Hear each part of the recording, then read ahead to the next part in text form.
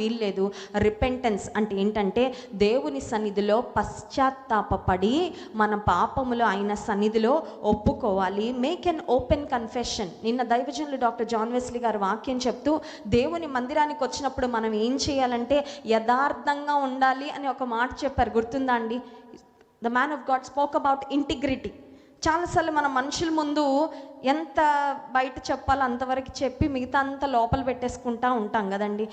పైన అలా మనం ప్రవర్తిస్తూ ఉంటాం. కానీ దేవుని దగ్గరకు వచ్చినప్పుడు మన డీపెస్ట్ పెయిన్, మన డీపెస్ట్ సారో, మన డీపెస్ట్ రిగ్రెట్స్ ఏమున్నాయో ఆయన సన్నిధిలో ఎంత యథార్థంగా చెప్పుకుంటే, నిన్న దైవజనులు ఒక మాట అన్నారు, ఎంతగా మన హృదయాన్ని కుమ్మరించుకుంటే అంతగా దేవుడు తన ఆశీర్వాదాలు కుమ్మరిస్తారని. నాకు అనిపించింది, కొన్నిసార్లు పూర్తిగా కుమ్మరించుకోవట్లేదు దేవా, మేమంత డీప్గా నీ సన్నిధిలో మేము ఉండలేకపోతున్నాం.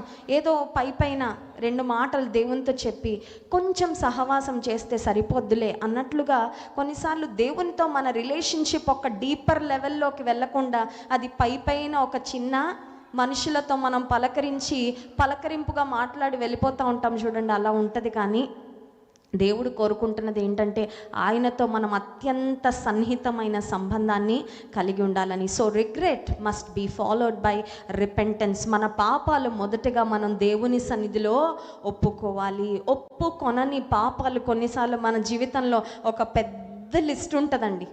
చాలాసార్లు మనం వారు నా విషయంలో తప్పుగా ప్రవర్తించారండి, వీరు నన్ను బాధ పెట్టారండి అని మనం ఎదుటి వారిని పాయింట్అవుట్ చేస్తూ ఉంటాం. వాళ్ళు ఇట్లా చేశారు, వీళ్ళు ఇట్లా చేశారు, వాళ్ళని నేను ఎట్లా క్షమించాలని.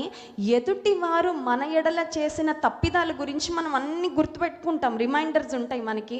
వాళ్ళని చూడగానే ఆ గాయం మళ్ళీ రేపుకొని మనల్ని మనం మళ్ళీ బాధించుకుంటూ ఉంటాం. కానీ మనం చెయ్యని విషయం ఏంటంటే, మనము ఏ తప్పిదాలైతే చేసి వాటిని ఒప్పుకోకుండా ఉంచుకున్నామో అవి మాత్రం మనం గుర్తు తెచ్చుకోం, వాటిని మాత్రం మనం జ్ఞాపకము చేసుకోము. తప్పిపోయిన కుమారుడు తండ్రి ఇంటిని విడిచిపెట్టి వెళ్ళిన తర్వాత, తండ్రి వద్దకు వచ్చిన తర్వాత, బుద్ధి వచ్చిన తర్వాత, నేను దేవునికి విరోధంగా, నీకు విరోధంగా పాపం చేశాను తండ్రి అని before the relationship was restored, తండ్రితో ఉన్న ఆ అనుబంధం తిరిగి తనకి రావడానికి ముందు ఆ తప్పిపోయిన కుమారుడు ప్రాడిగల్స్ అని చేసిన పని ఏంటంటే ఒప్పుకున్నాడు, తండ్రి దగ్గర క్షమాపణ కోరుకున్నాడు. నీ